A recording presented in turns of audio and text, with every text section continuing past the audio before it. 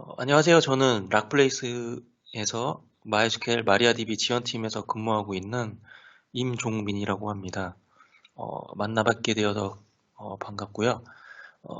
앞서 세션에서는 이제 애저 데이터베이스 포 MySQL, 마리아DB, 그리고 포스트그리SQL에 대해서 전반적인 개요라든지 이제 각 애저에서 제공하고 있는 기능들에 대해서 설명들을 전체적으로 들으셨을 텐데요.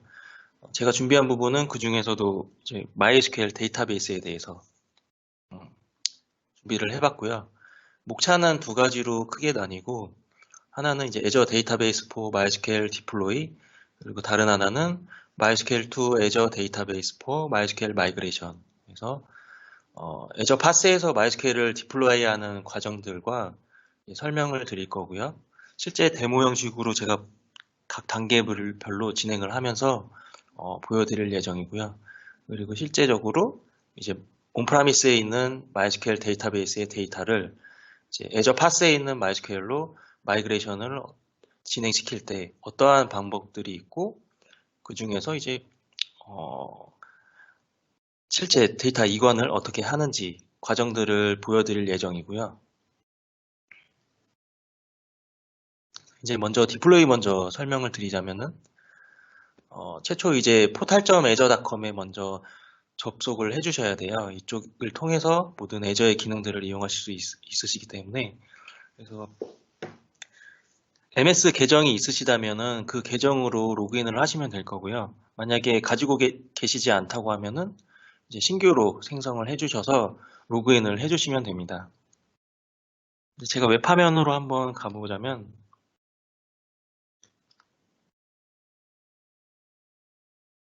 로그인을 하시게 되면은 이런 화면이 보여지게 될 텐데요.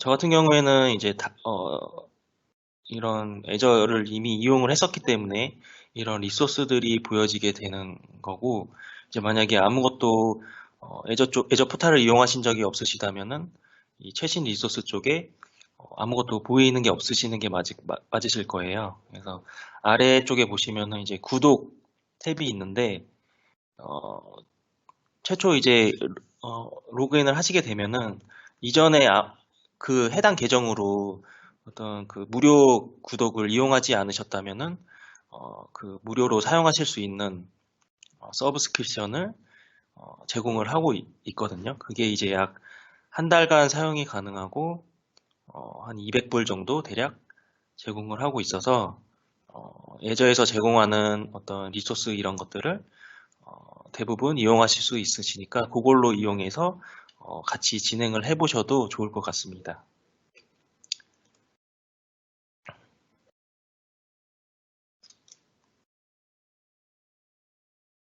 그래서 파스 마이스케일을 먼저 생성을 하시려면은 어, 시작을 하시기 전에 이제 리소스 그룹이라는 애를 먼저 생성을 해주셔야 되세요. 그래서 이 PPT에 보이시는 대로 이 리소스 그룹을 클릭을 하시게 되면은 우측에 리소스 그룹이라는 새로운 섹션이 하나 열리게 되는데요. 여기서 추가 버튼을 누르시고 그럼 이 화면과 같은 창이 이제 보이시게 될 거예요. 여기서 구독란에 이제 본인이 사용하시려고 하는 구독 가지고 계신 뭐 무료라면은 무료 뭐 이렇게 보이시게 될 거고요. 그걸로 선택을 하시고 이제 리소스 그룹에는 이 그룹의 이름을 작성을 해주시면 되세요. 뭐 특정 뭐 어떤 이름으로 해야 된다는 건 없기 때문에 임의로 식별 가능한 이름으로 작성을 해주시면 될 것 같고요. 그리고 아래 영역 부분 같은 경우에는 타 클라우드 플랫폼에도 다 존재하는 리전이라고 보시면 될 것 같아요. 그래서 뭐 아시아 같은 경우에는 한국, 뭐 일본, 중국, 뭐 인도 이런 여러 군데에서 사용을 하실 수가 있고 그 외에도 뭐 아메리카나 뭐 이런 쪽에도 많이 존재하고 있으니까 그쪽에 서비스를 해야 된다고 하시면은 해당하는 지역의 어, 영역을 선택하시면 될 것 같고요. 아니 한국 내에서 사용한다고 하시면은 한국에도 이제 데이터 센터가 두 군데 있기 때문에 한국 중부랑 한국 남부 이 둘 중에서 선택을 하셔서 만드시면 될 것 같습니다. 그래서 저 같은 경우는 한국 중부로 선택을 했고요. 여기서 아래 리뷰 만들기 버튼을 누르시게 되면 이제 한번 자기가 본인이 작성한 항목들에 대해서 리뷰할 수 있는 화면이 출력이 되고요. 뭐 맞게 작성을 하셨다면 여기서 만들기 버튼을 누르시면은 생성을 하게 됩니다. 리소스 그룹 같은 경우에는 별다른 뭐 비용이 들어가는 게 없기 때문에 뭐 바로 생성이 가능하실 겁니다. 그리고 이제 실제로 이제 그 리소스 그룹까지 생성을 했으니까 파스 마이스퀘어를 디플로이하는 과정들을 말씀을 드릴 건데요. 요거 같은 경우에는 저도 같이 웹으로 접근을 해서 한번 만들어 보도록 하겠습니다.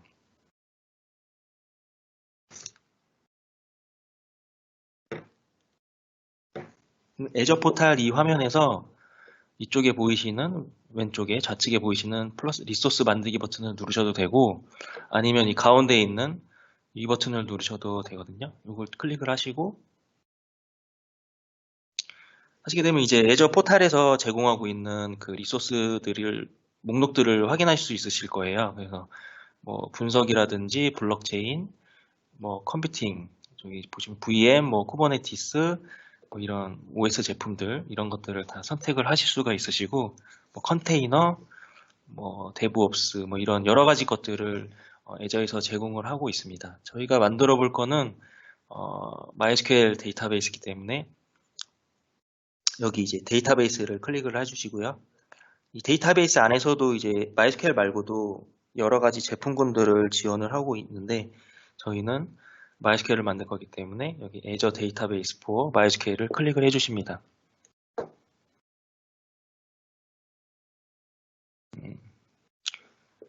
여기까지 보시면 이제 단일 서버랑 유연한 서버라고 두 가지 사용 방식이 나뉘게 되는데요.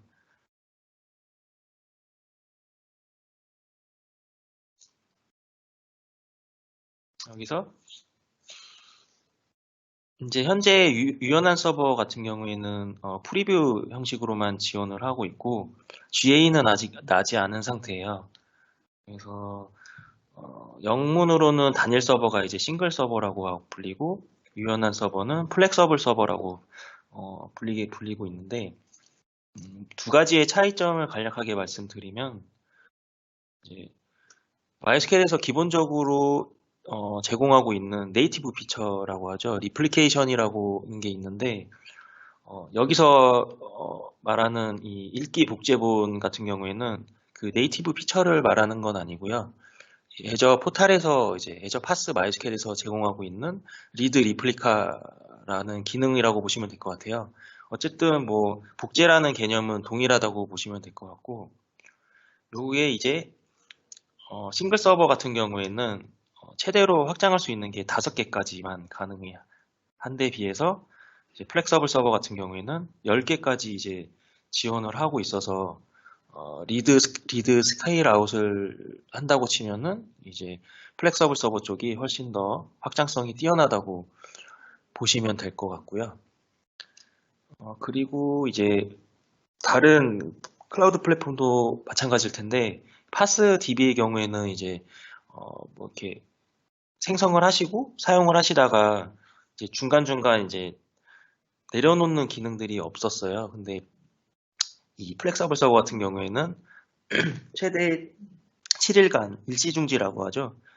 일시중지 기능을 제공하고 있어서 뭐 사용하지 않는 기간이 있다고 하면은 그 기간 동안에는 이제 DB를 이제 일시중지 시켜서 이제 비용을 아무래도 절약을 하실 수 있다는 그런 장점이 있고요. 최근까지는 이 싱글 서버가 그런 기능이 제공이 안 됐어요. 근데 최근에 제가 확인을 해보니까 싱글 서버도 지원을 하고 있는 걸 확인했습니다. 그래서 요거 같은 경우에는 아마 싱글이나 플렉서블이나 동일하다고 보시면 될 것 같아요.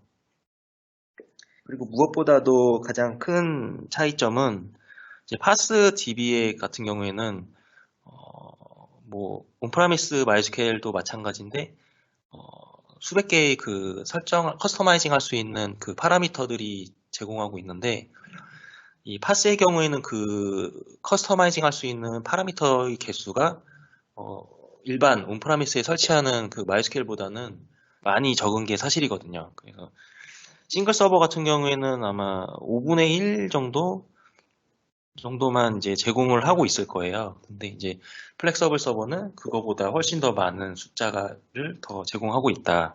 그래서 좀 더 사용자가 DB에 대해서 튜닝이라든지 커스터마이징 할 수 있는 것들이 많이 제공을 하고 있다.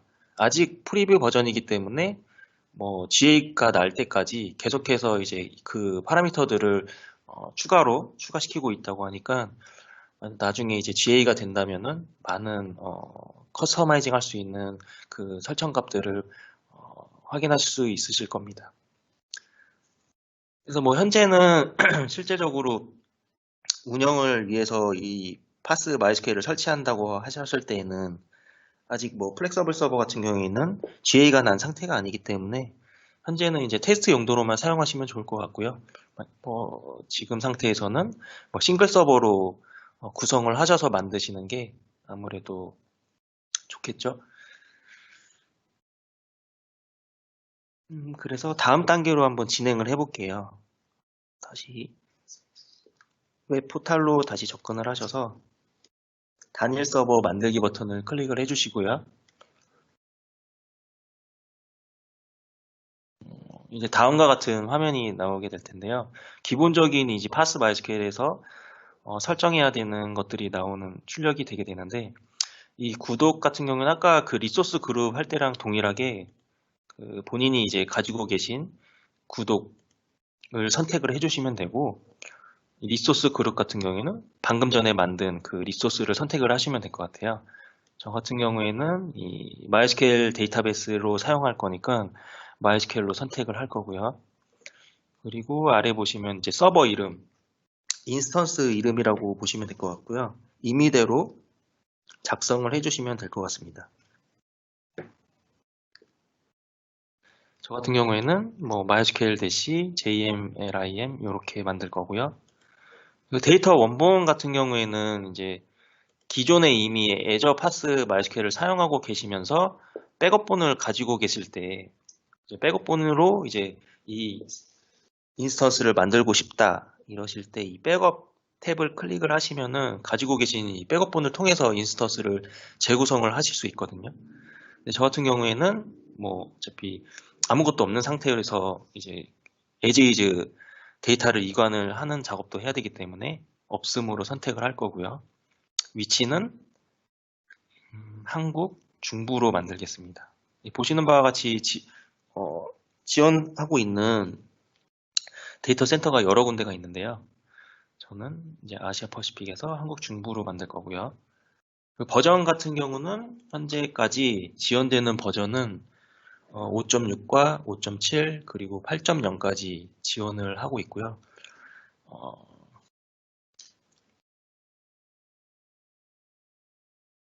저는 5.7로 선택을 하겠습니다. 이 실제 뭐 버전을 보면은 이거를 이제 메이저 버전이라고 하고 이 하위에 붙는 걸 마이너 버전이라고 하는데요. 이 파스에서는 아직 그 마이너 버전까지 선택은 불가능하다라고 보시면 될 것 같아요. 그래서 5.7을 선택을 해주시고 그 아래에 이제 컴퓨팅 스토리지 부분을 보시면 이 서버 구성을 누르는 그 탭이 나오는데요. 이걸 누르시게 되면 이제 뭐 각 계층이라든지 뭐 코어 수 그리고 스토리지 크기 그리고 뭐 백업은 어떻게 할 것인지 이런 것들에 대해서 사용자가 선택할 수 있게 되어 있어요. 요거 같은 경우에는 이따 PT에서 좀 더 자세히 설명드리기로 하고요.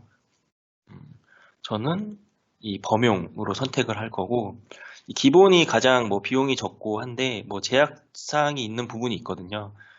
제가 이제 진행하려고 하는 것도 이제 디플로이 하고 나서 이제 에즈이즈 데이터베이스에서 데이터를 이관을 하고 온라인으로 이제 마이그레이션을 하는 부분을 보여드릴 건데 그 온라인으로 마이그레이션을 하려면은 이제 아까 말씀드린 그 MySQL 네이티브 피처 리플리케이션을 이용을 해야 합니다. 근데 이 기본 같은 경우에는 그게 애플리케이션이 지원이 안 되세요. 그래서 저는 범용으로 선택을 한 거고요.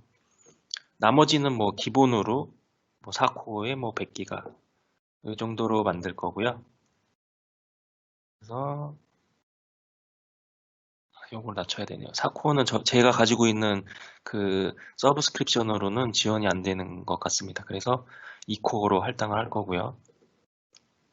적용하시고 이제 밑에는 이 애저 파스에 접근할 수 있는 관리자용 계정 이름과 비밀번호를 입력하게 되어 있습니다. 이거 같은 경우에는 저 같은 경우에 애저 어드민으로 만들 거고요. 여기 보시면은 뭐 요런 이름은 사용할 수가 없다고 해요. 요런 이름을 제외하고 이제 뭐 한 글자에서 16자 그리고 문자와 숫자 요런 걸로 조합하셔서 만드시면 될 것 같고요. 패스워드도 넣어주시고요. 여기서 이제 검토 만들기 버튼을 누르시면 되거든요. 클릭하시면은 제가 이제 선택한 항목들을 확인하실 수 있고 여기서 이제 정상적으로 내가 원하는 대로 선택을 했다 하시면은 만들기 버튼을 누르시게 되면은 바로 이제 배포를 하게 됩니다.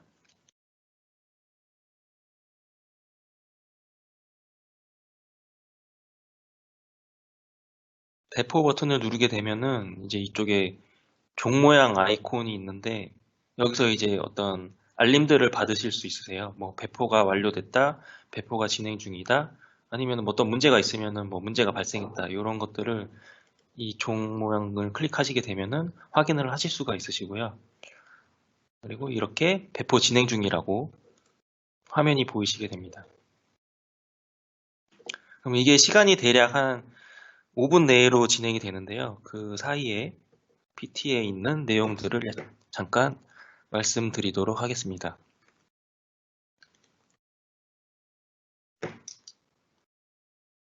이 부분은 뭐 제가 다 웹 화면에서 보여줬던 내용인 것 같고요.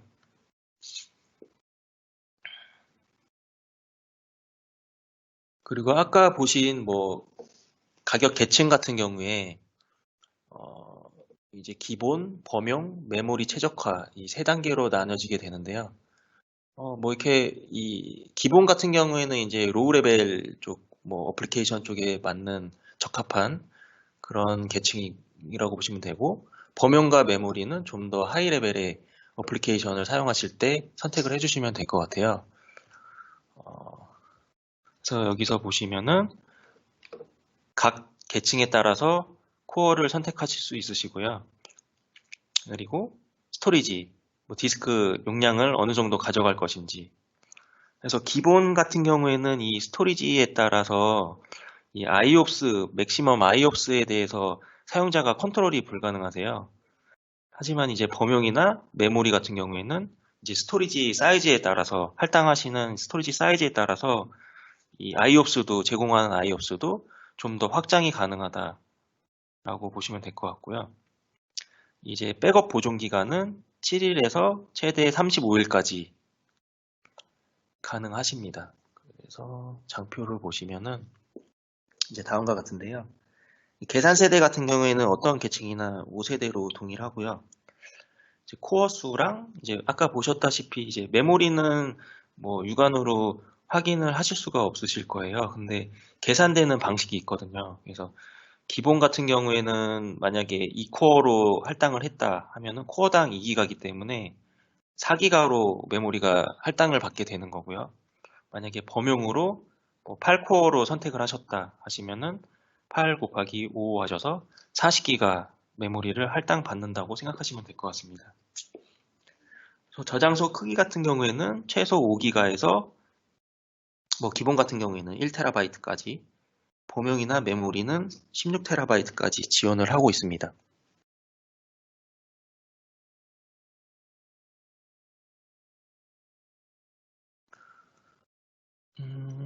아까 말씀드린 대로 이제 기본과 범용과 메모리 세 가지 계층을 가지고 있는데 PT에 나와 있는 대로 이제 기본은 뭐 사실 뭐 그 서비스에 사용하기에는 조금 무리가 있을 수 있거든요. 아니면은 뭐 되게 소규모 애플리케이션에 사용된다. 그럴 경우에만 사용하시면 좋을 것 같고, 아닌 경우에는 범용이나 메모리로 선택을 하시는 게 차후에 이제 뭐 서비스 규모가 더 늘어날 경우도 있기 때문에 그럴 경우에는 이제 범용이나 메모리에서 확장을 하시기에 편하시지만 기본 같은 경우에는 기본에서 시작한 경우에는 범용이나 메모리로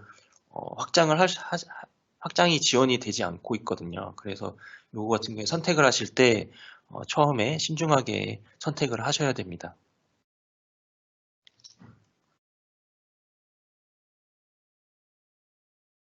그럼 배포가 한번 다 완료가 되었는지 한번 확인을 해 보겠습니다.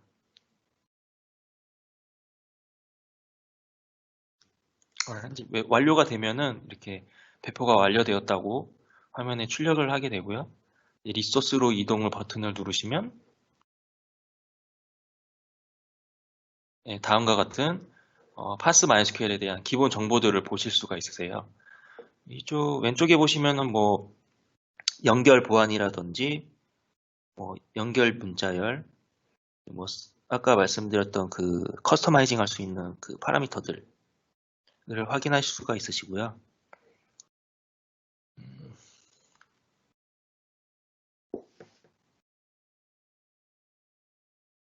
파스 MySQL까지 디플로이가 완료된 상태입니다.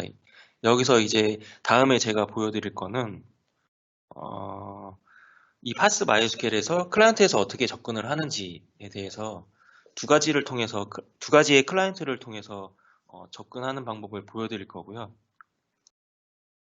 그걸 하기에 앞서서 이제 제 PC 클라이언트라고 볼 수 있죠. 여기서 이제 애저 파스 쪽으로 접근을 하려면은 어떤 방화벽이라든지 이런 것들을 설정을 해야 하는데 그 부분도 한번 보여드리겠습니다.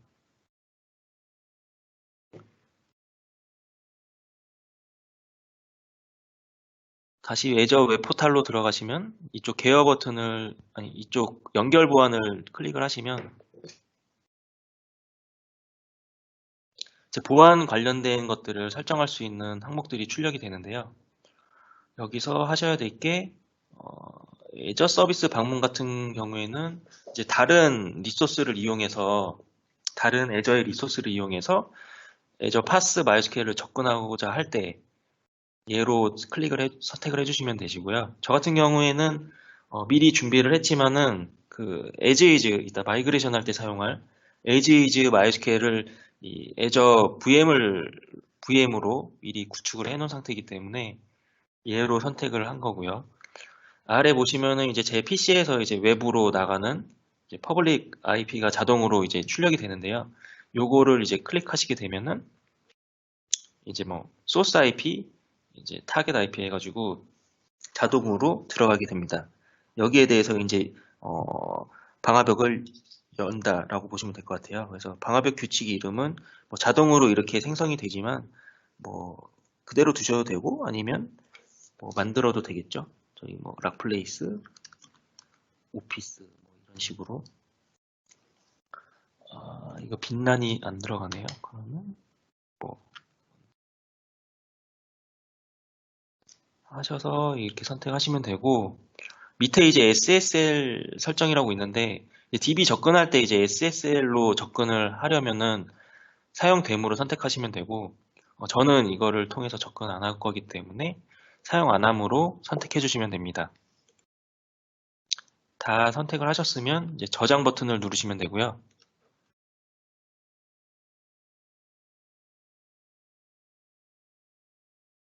이제 요것도 약간의 시간은 걸리게 되는데 금방 끝나니까요. 다시 PT로 돌아가서 방화벽까지 생성을 했고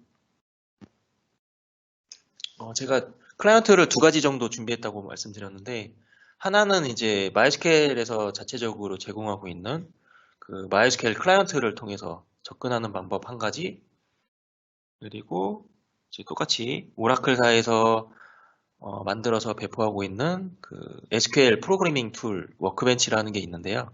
요걸 통해서 접근하는 방법 이렇게 두 가지로 준비를 해봤고요.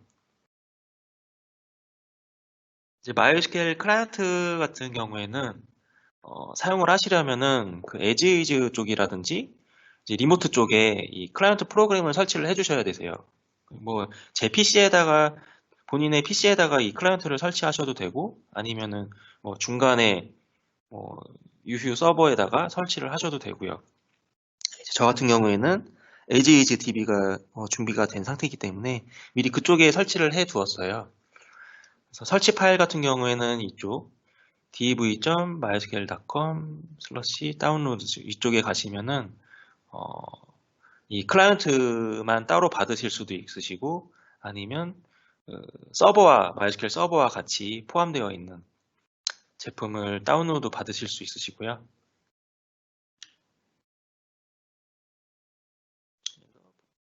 그러면 이제 이쪽에 알림 버튼을 누르시게 되면은 보안 설정 업데이트가 완료가 됐다고 표시가 되네요.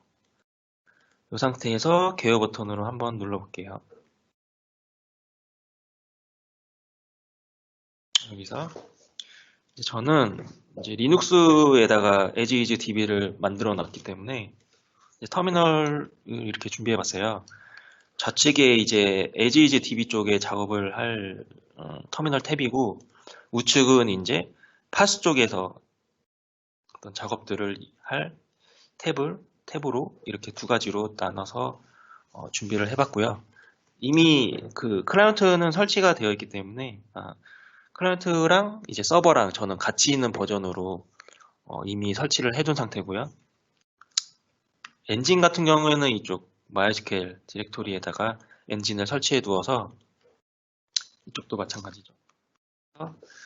클라이언트 툴에서 이제 파스 MySQL로 접근을 하려면 이 엔진 밑에 빈 밑에 MySQL 그리고 대시 U 하시고 이제 유저명을 이쪽에 넣어 주셔야 되는데 유저명은 아까 그 개요 부분에서 있었던 서버 관리자 로그인 이름 요거를 복사를 하셔서 넣어 주시고요. 띄고 대시 패스워드 그리고 띄고 대시 H 호스트명을 의미하거든요. 요것도 웹에서 서버 이름 요 부분을 말하는 거거든요. 얘를 복사하시고 이쪽에 붙여 넣어 주시고요. 엔터를 치시고 접근을 하시게 되면은 파스 MySQL로 성공적으로 접근이 가능하게 됩니다. 슬러시 S로 하시면은 기본적인 그 DB의 정보들을 확인할 수 있는데 여기 보시면은 아까 제가 5.7로 생성했는데 5.6으로 출력이 될 거예요. 이거 같은 경우에는 뭐 다른 타 클라우드 플랫폼도 마찬가지더라고요. 이게 버그인 것 같은데 잘못 출력된다는 거. 근데 뭐 제가 쿼리로 버전을 조회하게 되면은 실질적으로는 5.7 버전이라는 걸 확인할 수가 있습니다.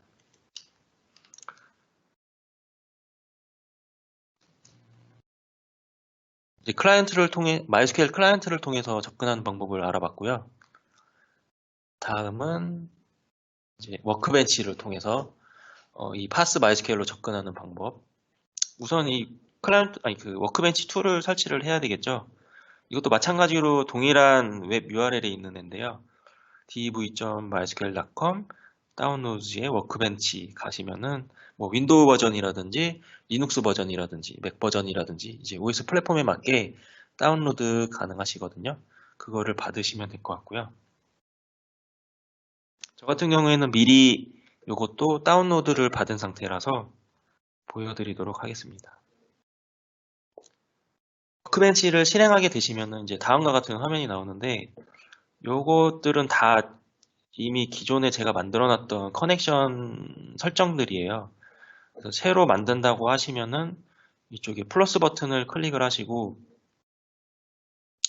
이 커넥션 네임에는 사용자가 임의로 네이밍을 만들어 주시면 될 것 같고 이 호스트 네임 부분은 그 아까 웹에서 이거죠. 서버 이름을 넣어 주시면 되시고 그리고 유저 네임 부분은 이 서버 관리자 로그인 이름 요거를 복사하셔서 넣어 주시면 되고요. 그리고 포트는 제가 별도로 변경을 하지 않았기 때문에 MySQL 기본 포트인 3306으로 넣어주시면 되시고, 그리고 유저네임은 아까 그거 그 뭐죠? 서버 이름, 사용자 이름 그 부분 넣어주시면 될 것 같고, 제가 미리 만들어 놓은 게 있거든요. 이쪽에 Azure Pass MySQL 여기서 보시면 이제 먼저 접근하기 전에 정상적으로 접근할 수 있는지 이 테스트 커넥션 버튼을 클릭을 한번 해주시면 이 석세스가 뜨면은 뭔가 문제 없이 정상적으로 연결할 수 있다고 보시면 될 것 같아요. 오케이, 이제 클로즈 누르시고 그리고 커넥션 항목을 더블 클릭하시면은 이제 저 파스 DB에 정상적으로 접근을 하실 수 있습니다. 같은 경우도 버전도 5.7 버전대로 출력이 되고요. 이 좌측에 보시면은 이제 스키마 정보들을 확인할 수 있는데 지금은 뭐 아무것도 없이 만든 거기 때문에 이 시스라는 데이터베이스 제외하고는 뭐 아무것도 없는 거를 확인할 수 있고요. 이 시스 데이터베이스는 그 MySQL 내부에서 모니터링 용도로 사용되는 딕셔너리 뷰들을 가지고 있는 그 시스템 데이터베이스라고 보시면 될 것 같아요. 그래서 기본적으로 디플로이 하시게 되면은 생성되는 데이터베이스라고 보시면 될 것 같습니다.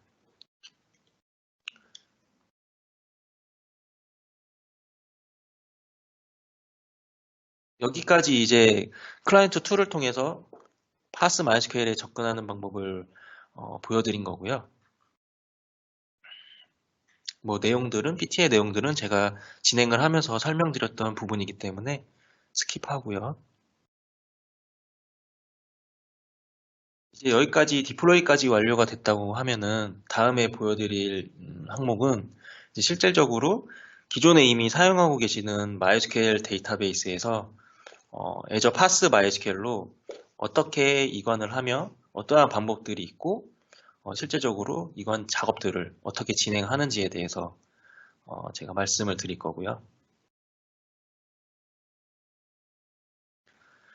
어떤 방법에 대해서는 뭐 이거 외에도 뭐 어떤 툴을 이용한다든지 뭐 오픈소스 툴을 이용한다든지 뭐 상용 툴을 이용한다든지 아니면 뭐 CDC나 이런 솔루션들을 이용하는 방법이 있지만 그 중에서 저는 한 세 가지 정도로 설명을 드릴 거고요. 기본적으로 이제 파스 MySQL 같은 경우에는 MySQL에서 이제 엔진 같은 경우에 뭐 여러 가지 엔진들을 사용이 가능하세요. 그래서 뭐 InnoDB 엔진이라든지 뭐 CSV 엔진, 메모리 엔진, MyI3, 뭐 기타 등등 수십 개의 엔진들을 사용하실 수가 있는데 그런 것들을 이제 뭐 기본적으로 네이티브 피처에 가지고 있는 것들을 이용하실 수도 있고 아니면 어떤 오픈소스 엔진들을 가져다가 사용할 수도 있습니다. 그런데 이제 파스 마이스큐엘 같은 경우에는 InnoDB 엔진과 이제 메모리 엔진만 지원을 한다는 거 꼭 기억하셔야 될 것 같고요. 앞서 말씀드린 대로 버전은 5.6과 5.7, 8.0만 지원을 하고 이 하이 버전 있죠? 뭐 5.5라든지 5.1 버전이라든지 이런 버전들은 지원을 하지 않고 있다라고 알고 계시면 될 것 같습니다. 저는 방법에 대해서 세 가지 정도 말씀을 드릴 건데요. 하나는 이제 덤프 내보내기 가져오기라고 그 파스 마이스퀘일이 아니더라도 온프라미스 마이스퀘일들끼리 이관을 할 때 사용되는 이제 방식인데요. 이 네이티브 피처 중에 하나인 이 MySQL 덤프라는 유틸리티를 이용해서 이 온프라미스 MySQL 데이터베이스를 백업을 하고 이제 애저 파스 쪽으로 리모트로 복원을 하는 이런 일련의 과정들을 거치게 되는 프로세스를 말하는데요. 이것 같은 경우에는 기본적으로 덤프만 이용하시게 되면은 서비스 다운타임을 가지시고 나서 진행을 하셔야 돼요. 그러니까 서비스를 오프라인 상태로 두고 백업을 하고 임포트를 시키는 기본적인 이런 프로세스로 이루어지는데 제가 이따가 직접 진행을 할 거지만은 그 MySQL 그 리플리케이션 피처를 이용해서 최소한의 가동 중지 시간으로 이제 마이그레이션을 하는 방법들을 설명을 드릴 거예요. 이제 덤프와 리플리케이션을 이용하면은 최소한의 가동 중지 시간으로 이런 마이그레이션 작업들을 할 수 있다라고 생각하시면 될 것 같습니다. 덤프 같은 경우에는 기본적으로 원스레드에서 모든 게 동작을 하기 때문에 백업을 할 때나 복원을 할 때나 하나의 세션에서만 이게 진행을 하게 돼요. 그래서 뭐 데이터 용량이 큰 경우에는 이게 시간이 오래 걸릴 수 있거든요. 뭐 몇백 개, 수백 기가라든지 뭐 테라 단위다. 이런 거 같은 경우에는 뭐 백업이나 복원이나 시간이 오래 걸린다. 이 점은 유념을 해주셔야 될 것 같고, 대신에 이제 뭐 제가 진행할 리플리케이션을 이용해서 복제 구성을 한다 하면은 사전에 미리 이제 백업을 받아 놓고 그 이후의 시점의 데이터들은 이제 복제를 통해서 이관을 시키는 방법이 가능하기 때문에 약간 이런 부분들도 고려해 보실 만한 부분인 것 같아요. 그리고 다음에 설명드릴 피처는 애저 데이터베이스 마이그레이션 서비스라고 DMS라고 불리거든요. 이제 애저 포탈에서 제공하고 있는 리소스 중에 하나인데요. 이것 같은 경우에는 이제 웹 UI에서 모든 것들을 다 진행이 가능하기 때문에 좀 더 덤프 방식보다는 사용자가 쉽고 편하게 마이그레이션을 진행할 수 있다는 장점이 있고요. 이거 DMS 같은 경우에도 리플리카를 이용하는 방식이기 때문에 가동 중지 시간이 이제 최소화하실 수 있고, 대신에 이제 좀 제약이라고 할까요? 이제 에지이즈랑 그 2B MySQL 버전 같은 경우에 상위 버전 같은 경우에는 동일히 하셔야 돼요. 그래서 뭐 만약에 에지이즈 DB가 5.6 버전을 사용하고 계시다 그러면은 2B 쪽 파스 MySQL 쪽 버전도 5.6이어야 되고요. 5.7은 5.7 이런 식으로 메이저 버전의 같은 경우에는 둘 다 동일해야 한다. 그리고 아직까지는 이제 MySQL 최신 버전이죠. 8.0 같은 경우에는 이 DMS를 이용할 수가 없다. 그리고 뭐 덤프도 마찬가지지만은 이 두 가지 방법은 이기종 간에는 지원하지 않는다라고 생각하시면 될 것 같아요. DMS 같은 경우에는 DMS도 이제 PostgreSQL도 이제 DMS 기능 리소스를 제공을 하는데요. 이제 PostgreSQL 같은 경우에는 2기 정도 지원을 한다. 이제 다음 세션에서 더 자세하게 말씀을 들으실 텐데요. 그렇게 알고 계시면 될 것 같습니다. 그리고 다음 하나는 이것도 덤프랑 같이 이제 전통적인 방법인데요. 로드 데이터 인 파일 그리고 이제 select into out 파일이라는 명령어를 통해서 as is db 뭐 오라클이 됐든 동기종 간에는 이 select into out 파일로 내려받으시게 되고 이제 타기종, 이기종일 경우 오라클이나 SQL 서버나 이런 데이터베이스일 경우에는 각각의 지원하는 구문이 있어요. 그래서 그 익스포트를 받으셔서 이제 파스 MySQL 쪽에서는 이 로드 데이터 인 파일이라는 구문을 통해서 데이터를 임포트 시키는 이런 방법이 하나가 또 존재하고요. 이거 같은 경우에는 앞서 두 가지와 다르게 이기종 간의 마이그레이션이 가능하다.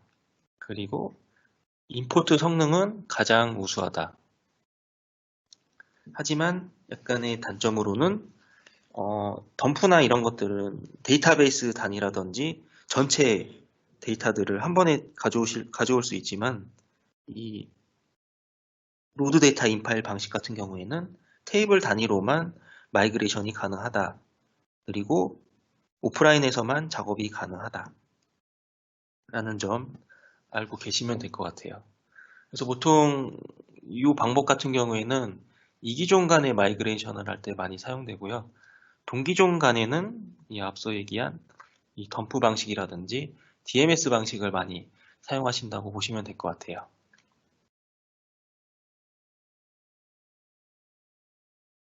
그러면은 먼저 제가 마이그레이션 하는 과정들을 보여드리기 전에 약간의 유의사항, 그리고 제약사항, 그리고 성능을 좀 더 올릴 수 있는 방법들에 대해서 몇 가지 설명을 드릴 거고요. 일단 기본적으로 아까도 말씀드렸지만은 애저 파스 마이스퀘어의 경우에는 이 이노DB 엔진만 그 지원을 하고 있기 때문에 소스 DB에서 이제 다른 엔진을 사용하고 계신다고 할 경우에는 에지이지에서 미리 이제 엔진을 변경을 해주시는 작업을 하셔야 되세요. 근데 요거 작업이 이제 얼터 테이블이라는 구문을 사용하게 되는데 그 구문 같은 경우에는 이제 오프라인에서만 작업을 하셔야 되고 이제 전체 테이블을 리빌딩하는 과정을 해야 되기 때문에 시간이 오래 걸리게 됩니다. 그래서 그 방법은 제가 이제 추천을 드리지 않고 이 덤프를 하실 때 스키마만 별도로 받으실 수가 있거든요. 스키마만 받게 되면은 그 생성 구문 자체가 이제 덤프 파일 안에 들어가게 되세요. 그 안에서 이제 뭐 크리에이트 테이블 뭐 어쩌고 저쩌고 해가지고 마지막에 엔진은 뭐 다른 엔진을 사용하고 계시면은 뭐 엔진은 마이i3 이런 식으로 그 덤프 파일 안에 기술이 되어 있을 텐데요. 그 부분을 수정을 해주시면 되거든요. 마이i3이라고 돼 있는 부분을 inodb라고 변경을 해주시고 저장을 해서 나오시고 그거를 이제 투비 쪽에 임포트 먼저 스키마 먼저 임포트 시켜주는 방법이 있습니다. 그거 같은 경우에는 이제 스키마만 받으실 경우에는 덤프 파일 사이즈 자체가 작기 때문에 크게 무리 없이 손쉽게 작업이 가능하시기 때문에 그 방법을 추천을 드릴게요. 그리고 이제 덤프를 하실 때 트리거 같은 경우에 이제 에지이지 DB 쪽에 사용을 하고 계신다고 하면은 이 트리거 같은 경우에 이제 에지이지에서 실제 운영하시다가 이제 투비로 전환을 하시기 전에는 이 트리거가 돌면 안 되기 때문에 트리거 같은 경우에는 덤프할 때 제외를 시켜주시고 이제 별도로 트리거를 뭐 덤프 파일로 보관을 하고 계시던가 아니면 뭐 개수가 몇 개 안 될 경우에는 매뉴얼하게 복사 붙여넣기로 다른 쪽에 보관을 하고 계시다가 전환을 하고 나셔서 그 이후에 임포트 시켜주시면 될 것 같고요. 그리고 덤프 자체가 이런 여기 보이시는 이 싱글 트랜잭션이라는 옵션을 사용 안 하시게 되면은 테이블 단위로 락이 발생하기 때문에 이 부분은 반드시 싱글 트랜잭션이라는 옵션을 넣어 주셔야 됩니다. 그리고 이제 MySQL 같은 경우에는 그 클러스터드 인덱스 기본적으로 무조건 인노DB 엔진은 클러스터드 인덱스이기 때문에 덤프를 받으실 때나 임포트 하실 때 PK 순서대로 익스포트 받거나 임포트를 하셔야 성능이 좀 더 나오세요. 그래서 이제 오더 바이 프라이머리라는 옵션을 넣어주시면 좋을 것 같고요. 그리고 만약에 이제 덤프 파일 사이즈가 비대하게 크다 이런 경우에는 로컬에다가 이제 에지이즈 쪽이라든지 다른 리모트 서버에다가 이걸 보관하시기보다는 애저에서 제공하고 있는 B랍이라든지 이런 저장소에 먼저 그쪽에 업로드를 하시고 그 저장소를 통해서 복원을 수행하시면은 좀 더 임포트 성능을 늘릴 수 있다고 보시면 될 것 같습니다. 그리고 저 같은 경우에는 요거를 사용하지는 않을 건데요. MySQL 덤프 말고 펌프라는 툴이 또 있으세요. 요거 같은 경우에는 뭐 덤프랑 다르게 이제 덤프 할 때에는 병렬로 처리가 가능하기 때문에 백업 시에는 뭐 성능이 월등히 덤프보다는 빠를 거예요. 그런데 복원할 때에는 동일하게 하나의 세션에서만 복원이 가능하다. 그리고 각각의 덤프랑 펌프랑 제공하는 옵션들이 다르기 때문에 특히나 제가 지금 보여드리려고 하는 그 리플리케이션을 이용한 이 마이그레이션을 하기 위해서는 사용되어야 하는 옵션이 하나 있는데 그 옵션을 펌프에서는 제공하고 있지 않아요. 그래서 펌프를 사용한다고 하면은 뭐 온라인 마이그레이션은 불가능하다라고 보시면 될 것 같아요. 그리고 다음은 이제 기본적으로 이제 MySQL에서는 그 테이블 단위로 테이블 스페이스를 적재하게 되는데 그 익스터널 테이블 스페이스라고 별도의 공간에 사용자가 원하는 위치에 저장하는 기능이 있어요. 요거를 이제 에지이지에서 하셨었다 하시면은 이 부분도 파스에서는 이거를 못 쓰기 때문에 아까 앞서 엔진 할 때 말씀드린 것처럼 덤프 파일에서 이 익스터널 테이블 스페이스를 사용한 기술되어 있는 그 부분을 삭제를 해주시고 임포트를 해주셔야 이제 에러 없이 정상적으로 이관이 가능하시다. 그리고 만약에 이제 프로시저라든지 펑션, 뷰, 뭐 이런 오브젝트들을 에지이지에서 사용하시면 얘 같은 경우에도 덤프하실 때 디파이너라고 이제 생성자가 같이 들어가게 되세요. 근데 이게 이제 파스에서는 그 상태로 임포트 시키게 되면은 에러가 발생하기 때문에 이 부분도 디파이너가 기술되어 있는 부분도 덤프 파일에서 수정을 하시고 임포트를 시켜주셔야 된다. 그리고 만약에 이제 소스가 8.0인 경우에는 이제 패스워드, 계정의 패스워드 방식이 기존에는 네이티브 패스워드 방식이었는데 8.0에서는 이제 기본 온프라미스 마이스큐엘에서는 캐싱 샤투 방식이 사용되세요. 그런데 이제 파스 마이스큐엘 같은 경우에 이 캐싱샤가 지원을 하고 있지 않습니다. 그래서 계정을 이관한다고 하면은 뭐 사용자가 이 계정이 몇 개가 안 되고 각각의 계정에 대해서 패스워드라든지 이런 부분들을 다 별도로 가지고 계시다 라고 하시면은 매뉴얼하게 이관을 해주셔도 되고 아니면 이제 얘 같은 경우에도 마찬가지로 덤프 파일 쪽에서 수정을 하셔서 임포트를 시켜주시면 될 것 같습니다. 이제 다음은 이제 이관을 함에 있어서 좀 더 성능을 올릴 수 있는 몇 가지 설정 파라미터인데요. 이 패킷 같은 경우에는 어떤 익스포트라든지 임포트 시에 발생할 수 있는 그런 에러를 방지하기 위해서 최대값인 1기가로 잡아놓고 옵션을 두시고 익스포트나 임포트를 해주시는 게 좋으시고요. 이 슬로우 쿼리 로그 같은 경우에는 뭐 슬로우 쿼리 로그 말고도 이제 제너럴 로그라든지 이런 로깅하는 기능들이 마이스큐엘에 있으세요. 근데 얘네 같은 경우에는 뭐 켜두시게 되면은 아무래도 오버헤드가 발생할 수 있기 때문에 이관 작업 시에는 이거를 오프로 두셨다가 나중에 이관이 끝나고 나면은 다시 이네이블 시키시는 걸 권장드리고요. 그리고 쿼리 스토어 캡처 모드라고 요거는 이제 애저 파스에서만 제공되는 그 파라미터인데 이 옵션을 키게 되면은 어떤 DB로 들어오는 쿼리들에 대해서 이 샘플링을 해서 수집을 하게 됩니다. 이런 것 자체도 다 오버헤드이기 때문에 이것도 파스 쪽에서 오프로 변경을 하시고 작업을 하시는 걸 추천드리고요.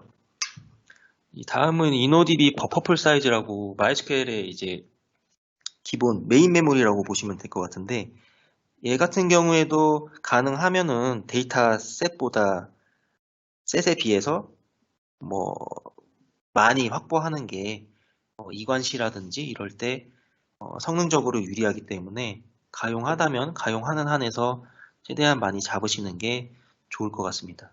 파스에서는 이거를 따로 사용자가 지정을 할 수는 없고요. 이제 아까 보셨듯이 계층에서 코어 수에 따라서 자동적으로 버퍼풀 사이즈가 측정이 되기 때문에 그 부분도 한번 확인을 해보시고 적정한 값으로 측정을 하시는 게 좋을 것 같습니다. 그 나머지 뭐 I/O 카파시티라든지 이런 I/O 관련된 부분들은 애저 쪽에서 애저 쪽 매뉴얼에서 제공하는 값은 뭐 이런데 실질적으로 이것도 각각의 사용자분들이 확인을 해보셔야 되는 부분이거든요. 어떤 이 값으로 했을 때 최적의 값을 가질 수 있다라고 할 수 있는 그런 값이 저희 쪽에서 뭐 이렇게 권장드리기 애매한 부분이라서 좀 더 뭔가 I/O 쪽으로 우리는 빠르게 이관을 하시고 싶으시다 하시면은 뭐 테스트나 BMT라는 것을 거쳐서 값을 측정해서 적용을 해주시는 게 맞을 것 같고요. 뭐 크게 뭐 영향이 없다. 뭐 우리 데이터베이스 사이즈 가지고 뭐 딜레이가 많이 되는 게 안 보인다라고 하시면은 기본으로 두고 하시고 진행을 하셔도 될 것 같아요. 이 정도까지 설명을 드리면 될 것 같고요. 아까 말씀드린 대로 이제 제가 진행을 하려는 부분은 덤프를 이용해서 소스 쪽에서 백업을 받고 이 백업 파일을 이용해서 이쪽 파스 타겟 마이스퀘일 쪽으로 임포트를 시킬 거고요. 그 이후에는 그 백업 시점 이후부터 이 리플리케이션 피처를 이용해서 마이스퀘일에서 기본적으로 이제 로깅하고 있는 바이너리 로그에서 시점을 찾아서 그 이후부터 이제 복제를 할 수 있도록 설정을 해서 진행하는 것을 보여드리도록 하겠습니다. 이제 터미널로 다시 들어갈 건데요.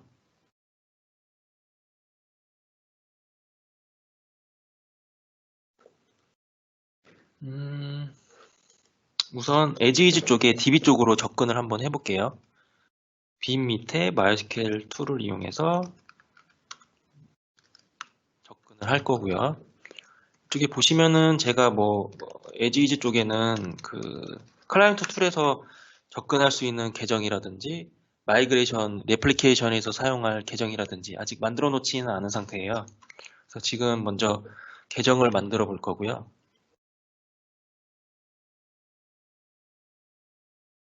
create user 그래서 계정 이름 임의로 제가 JM 임이라고 넣어 놨고요. 그리고 퍼센트 이 뒤쪽에 호스트 부분의 퍼센트는 어떤 대역에서라도 접근할 수 있게, 그리고 뒤에 이제 identify by 적어 놓은 요거는 패스워드라고 보시면 될 것 같아요. 그래서 생성을 하시고 여기에 이제 권한을 부여해야 되거든요. 그래서 구문은 grant all on asta.asta, 이게 이제 어른 전체 권한을 주겠다 이고, 이제 asta.asta는 앞에가 이제 데이터베이스 오브젝트를 의미하고 뒤에가 이제 테이블 오브젝트를 의미해요. 그래서 저같이 이렇게 asta.asta를 하면은 전체 데이터베이스에 대해서 모든 권한을 가지게 사용자를 할당하는 거고요. 그래서 이제 클라이언트 툴에서 접근할 수 있는 계정을 만들어 보았고, 다음은 애플리케이션에서 사용할 계정을 이름은 이제 REPL로 만들었고요. 패스워드는 동일하게 그냥 1, 2, 3으로. 얘 같은 경우에도 이제 전체 권한을 주셔도 되는데, 이제 복제 계정용으로 사용할 때 꼭 필수적으로 필요한 이 리플리케이션 슬레이브란 권한을 줄 거고요. 엔터를 누르시고 이제 다시 조회하게 되시면은 제가 생성한 계정 두 가지를 보실 수 있으시고요. 이 상태에서 다시 /q로 클라이언트 툴에서 나와서 이제 MySQL 덤프 백업을 받아보겠습니다.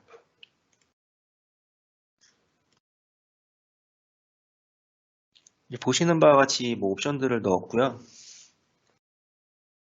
에지이즈 쪽에 저 같은 경우에는 심플하게 하기 위해서 이 루틴, 프로시저라든지 펑션, 트리거, 이벤트라는 게 없기 때문에 0으로 옵션을 넣어줬고요.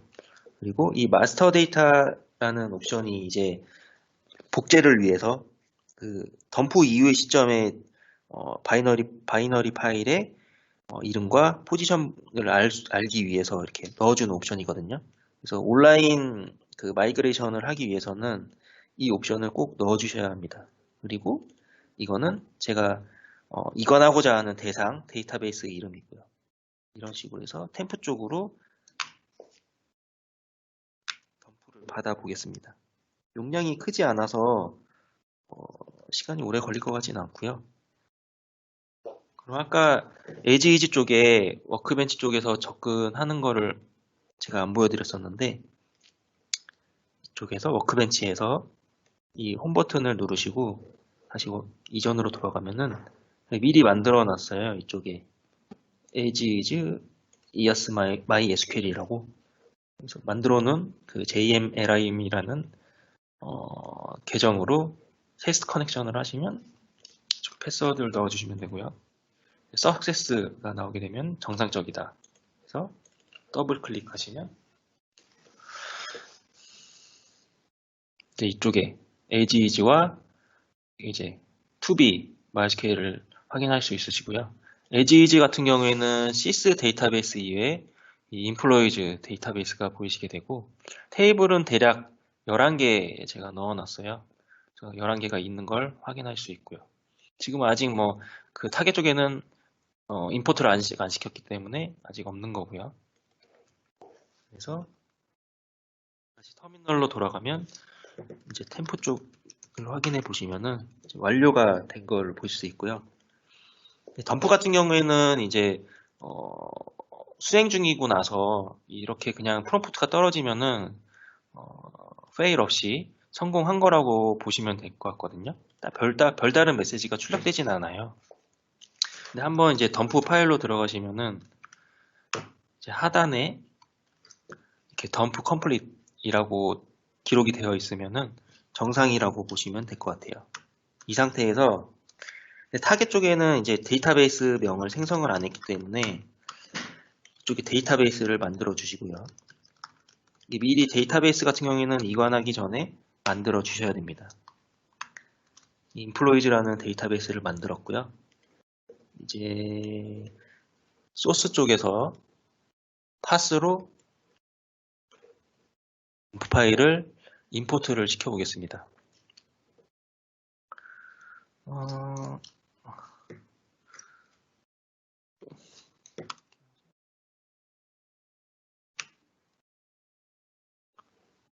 엔터를 치시게 되시면은 이쪽 타겟 쪽에서 show process list로 이제 확인을 보시면 이제 인서트 구문으로 임포트가 되고 있다라는 것을 확인하실 수가 있으시고요. 임포트 같은 경우에도 용량이 크지 않기 때문에 오랜 시간은 걸리지 않을 겁니다. 이 상태에서 이제 아직 완료가 안 됐네요.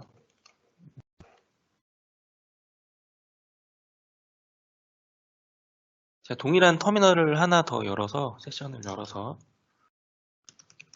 그 바이너리 파일에 기록된 백업 시점 이후에 그 바이너리 파일과 포지션 번호를 확인을 할 거예요. 캣으로 하셔서 이쪽 백업 파일에서 change master to라는 에러 그랩으로 긁어서 가져오시면 이 위치부터 이제 제가 복제를 걸고 가져오면 되는 부분이거든요. 그래서 이쪽에 보시면 완료가 됐고요.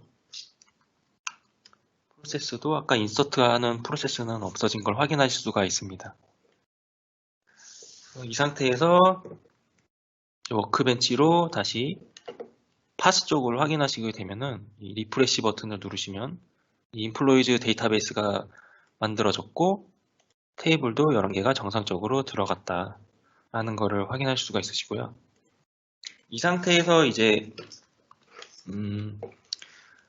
그 네이티브 MySQL의 리플리케이션 같은 경우에는 그 커맨드 change master to라는 커맨드로 이제 복제 구성을 하게 되는데 이 파스 같은 경우에는 그런 기능들을 프로시저로 다 만들어 놓았기 때문에 콜 커맨드를 이용해서 이런 작업들을 하거든요. 그래서 제가 이걸 한번 복사를 하고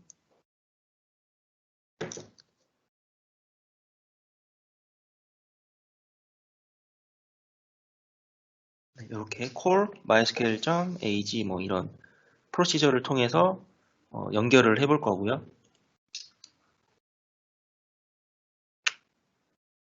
엔터를 하시면 이렇게 정상적으로 마스터와 연결된 거를 확인할 수 있으시고요. show slave status로 보시면 연결 정보는 정상적으로 들어간 걸 확인할 수 있습니다. 이건 아직 복제가 시작된 건 아니고요. 여기서 이제 또 프로시저를 호출을 하셔서 이 ag replication start라는 애를 호출을 하시게 되면은 이제 복제가 연결이 시작을 하게 된 거고요. 다시 show slave status로 항목을 다시 보시게 되면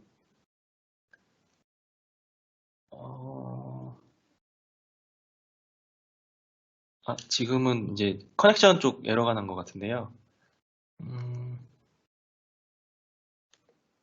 텍스트에서 VM을 한번 확인을 한번 해볼게요.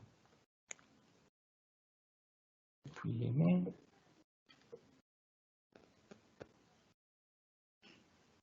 음,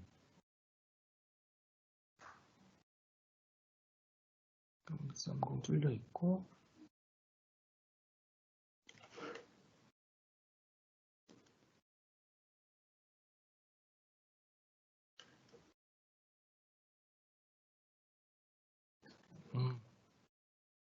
이쪽에 아마 방화벽이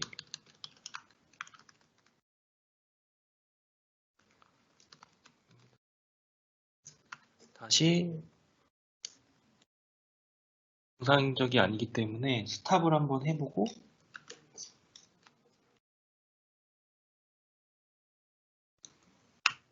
스타트를 해보고 이제 정상적으로 됐네요. 보시면은 뭐 쇼 슬레이브 스테이터스로 항목들이 되게 많이 있어요. 근데 이 부분들을 다 설명드리기에는 시간이 부족한 것 같고 보시면은 이제 슬레이브 IO 러닝과 SQL 러닝이라고 두 가지 항목이 있는데요. 이게 둘 다 yes, yes여야 정상적으로 실시간으로 복제를 하고 있다 라고 보시면 될 것 같고 이게 만약에 커넥팅이라든지 뭐 노라든지 라고 출력이 되면은 뭔가 문제가 있는 거거든요. 어떤 뭐 방화벽이 문제가 있을 수도 있고 이 포지션 번호에 문제 있을 수도 있고요. 이런 에러가 나게 되면은 이쪽에 이제 라스트 IO 에러라든지 SQL 에러라든지 이쪽에 어떠한 에러가 발생했는지 확인을 하실 수가 있습니다. 여기까지 하시게 되면은 다시 에지이지 쪽으로 들어가서 MySQL에 접근을 해보고요. 인플로이즈에서 T1이라는 테이블을 한번 조회를 해볼게요. 38개의 레코드를 가지고 있고요. 마찬가지로 타겟 쪽에도 잘못했네요. 인플로이즈가 아니라 T1 테이블이죠. 동일하게 8건의 레코드를 가지고 있는 걸 확인할 수 있고요. 여기서 임의로 한번 인서트를 해볼게요. 뭐 8 해서 인서트를 하고 타겟 쪽에서 다시 조회를 하시게 되면 88 한 건이 더 들어간 거를 확인할 수 있으시죠? 이런 복제 기능을 이용해서 온라인에서도 이런 마이그레이션이 가능하다라는 거를 보여드린 거라고 보시면 될 것 같아요. 그래서 PT로 다시 들어가게 되면은 이제 제가 PT에 이제 기술되어 있는 부분들은 제가 다 이미 데모식으로 보여드리면서 다 설명한 부분들이기 때문에 동일할 겁니다. 그래서 이렇게 하고 파일명이랑 포지션 번호 확인하고 이 프로시저를 이용해서 연결을 하고 여기 각각의 그 리플리케이션 체인지 마스터 프로시저 안에 들어가는 항목은 제일 앞에가 이제 IP 호스트가 될 거고요. 그 뒤에가 복제용 계정 그리고 패스워드 그리고 에즈위즈 포트 MySQL 포트 그리고 이 위에서 이 확인한 체인지 그 마스터 데이터로 확인한 마스터 데이터 옵션으로 확인한 바이너리 파일의 포지션 번호 그리고 뒤에는 SSL 접근을 할 때 사용되는 옵션이거든요. 저 같은 경우에는 SSL 접근을 하지 않고 그냥 접근을 했기 때문에 이거는 빈란으로 이렇게 두시면 됩니다. 이렇게 마찬가지로 CO 슬레이브 스테이터스로 화면을 확인할 수가 있으시고요. 일련의 과정들은 뭐 제가 진행한 거랑 동일합니다. 제가 준비한 부분은 여기까지고요. 그 애저 DMS를 이용해서 하는 부분은 이제 다음 세션에서 PostgreSQL, 오라클 투 PostgreSQL을 마이그레이션을 보여드릴 때 거기서 이제 DMS를 이용해서 진행을 할 예정이니까 그 부분을 봐주시면 될 것 같고요. 지금 이제 QA 채팅창과 이제 슬라이드 화면에 띄어진 설문조사 링크와 이 QR코드에 접속하셔서 설문 참여를 부탁드리겠습니다. 이런 설문 참여해 주시면은 모든 분들께 스타벅스 기프트콘을 드릴 예정이기 때문에 꼭 반드시 설문조사 참여하셔서 기프티콘 받아가셨으면 좋겠고요. 그리고 제 파트 종료 후에 모두 고생하셨고요. 한 10분 정도 휴식 후에 아까 말씀드린 그 세 번째 세션을 진행하도록 하겠습니다. 지금까지 봐주셔서 감사드리고요. 다음 기회에 또 뵙는 걸로 하겠습니다. 네, 감사합니다.